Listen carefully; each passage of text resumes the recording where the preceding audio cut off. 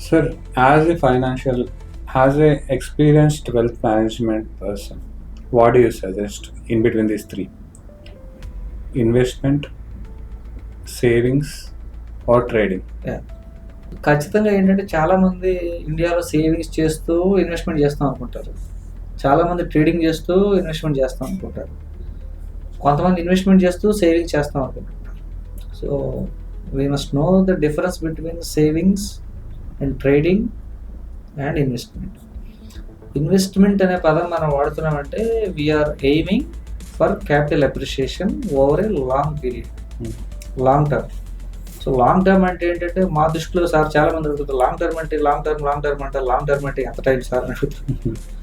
So any time above 8 years, 8 to 10 years కన్నా ఎక్కువ time లైన్లో మీకు ఏదన్నా ఒక రిక్వైర్మెంట్ ఉంది, మీరు అమౌంట్ వెల్త్ క్రియేట్ చేయాలనుకుంటున్నారంటే 8 to 10 years అనేది నా ప్రకారం long term duration. So savings ఏంటంటే నియర్ టర్మ్ లేదా మీడియం టర్మ్లో మనకి ఏమైనా నీడ్స్ ఉన్నాయి, పిల్లలు స్కూల్ ఫీజులు కట్టాలి ఎవ్రీ 6 months ఒకసారి, లేదంటే ఒక 1 year తర్వాత ఏదైనా వెకేషన్కి వెళ్ళడానికి ప్లాన్ చేసుకుంటున్నాం, లేదంటే ఇంకో 2 years తర్వాత ఏదో ఒక అవసరానికి డబ్బులు సేవ్ చేయాలి. ఇవన్నీ కూడా మీరు సేవింగ్స్ ప్రొడక్ట్లోనే చేయాలి. అంటే బ్యాంక్ రికరింగ్ డిపాజిట్లో కానీ, ఫిక్స్డ్ డిపాజిట్లో కానీ, షార్ట్ టర్మ్ డెట్ ఫండ్స్లో కానీ వాటిలో ఇన్వెస్ట్ చేసుకుని మీరు అవసరాలకి యూటిలైజ్ చేసుకోవాలి. So less than 1 year, 2 year, 3 yearలో మీకు ఏవైతే అవసరాలు ఉన్నాయో వాటి కోసం మీరు లాంగ్ టర్మ్ ఇన్వెస్ట్మెంట్ ప్రొడక్ట్లుగా చెప్పుకునే ఈక్విటీ మ్యూచువల్ ఫండ్లోను, లేదంటే స్టాక్స్లోను, లేదంటే ఈక్విటీ ఈటీఎఫ్స్లోను, లేదంటే రియల్ ఎస్టేట్ ప్రొడక్ట్లోను ఇన్వెస్ట్ చేయడం రికమెండెడ్ కాదు.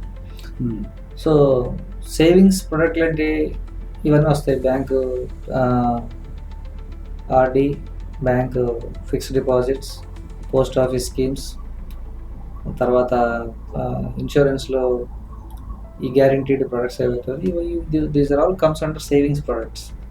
ఈ ట్రేడింగ్ చేస్తుంటారంటే కొంతమంది ఈ స్టాక్స్లోను, ఈటీఎఫ్స్లోను, ఫ్యూచర్స్ అండ్ ఆప్షన్స్లోను మార్నింగ్ కొని సాయంత్రానికి అమ్మేయటం, ఇప్పుడు కొన్ని 1 weekలో అమ్మేయడం, లేదంటే end of the month F&O positions close చేసేయటం.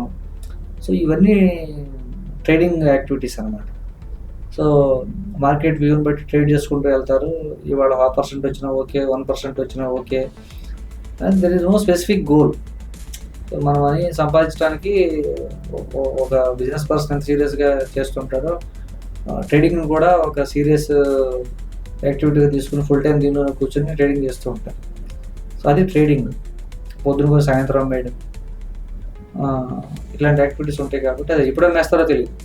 సో ఇవి ట్రేడింగ్ యాక్టివిటీస్. ఇన్వెస్ట్మెంట్ అంటే ఏంటంటే hold a particular asset for more than 8 to 10 years time line, that should beat your inflation.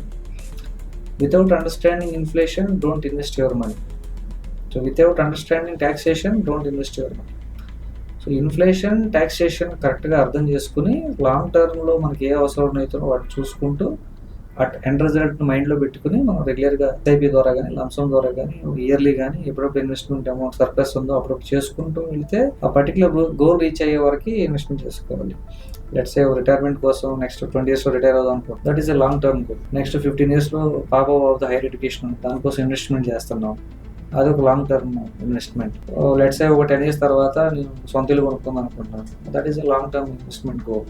ఈ ఇన్వెస్ట్మెంట్ ప్రోడక్ట్ ఇన్ఫ్లేషన్ని బీట్ చేస్తూ రిటర్న్ జనరేట్ చేసే ప్రోడక్ట్ని చూస్ చేసుకుని long టర్మ్లో మనం ఇన్వెస్ట్మెంట్ చేసుకుంటూ ఆ టార్గెట్ని అచీవ్ చేస్తూ ఇవి లాంగ్ టర్మ్ గోల్స్, అవి ఇన్వెస్ట్మెంట్ ప్రోడక్ట్. సో బ్రాడ్గా అసెట్ క్లాసెస్లో ఏందో మనం మాట్లాడుకునే విధంగా 4 అసెట్ క్లాసెస్లో వాటి 2 రకాలుగా కేటగిరీస్ చేయొచ్చు మనం.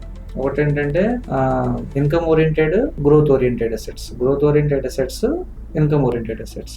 Your real estate investments and your equity investments, your gold and precious metals investments and commodities assets, these are growth oriented assets. So income oriented assets ఇవి ఫిక్స్డ్ ఇన్కమ్ ప్రొడక్ట్స్ అయితే ఏవైతే చెప్పుకున్నాయో ఇవన్నీ కూడా income oriented assets. So long టర్మ్లో మీరు ఎక్కువ risk తీసుకోలేరు. క్యాపిటల్ సేఫ్టీ అంటే you go for the income oriented assets. కొంచెం బెటర్ రిస్క్ తీసుకోగలిగితే you go for gold and silver.